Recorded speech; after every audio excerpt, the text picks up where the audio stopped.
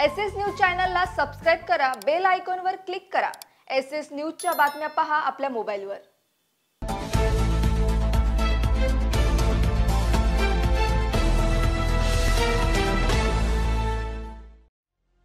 नमस्कार, मी Shilpa Baviskar. SS news मध्ये आपलं स्वागत आहे। चला तर मग जाणून घेऊयात आजच्या महत्त्वाच्या बातम्या।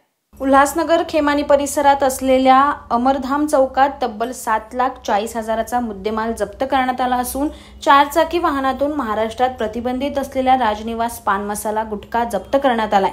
वरिष्ठ पोलीस निरीक्षक विष्णू तामणे यांच्या मार्गदर्शनाखाली लहू सातपुते यांच्या पोलीस पथकाने सापळा रचून वाहनांची झडती घेतली असता अनिल यादव नामक इसमाला अटक केली असून अधिकचा तपास पोलीस करीत आहेत।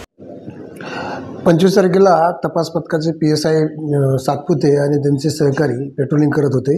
दिवसभरात पेट्रोलिंग करत असताना दरम्यान त्यांना संध्याकाळी एक सिल्वर कलरची मारुती सुझुकी कंपनीची इको गाडी, त्या गाडीचा नंबर आहे MH04 KR 3439, ही गाडी संशयास्पद दिसली। त्यामुळे ती गाडी संशय दिसल्याने त्यांना यातील कर्मचारी जे आहेत त्यांच्या मदतीने हटकलं असता त्यातील तो चालक जो आहे तो चालक कोळी टाकून पळून गेला।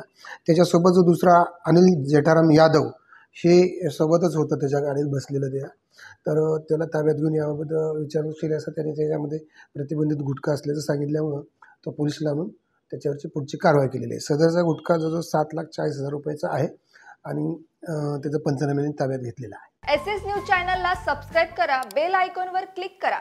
एसएस न्यूजच्या बातम्या पहा आपल्या मोबाईलवर।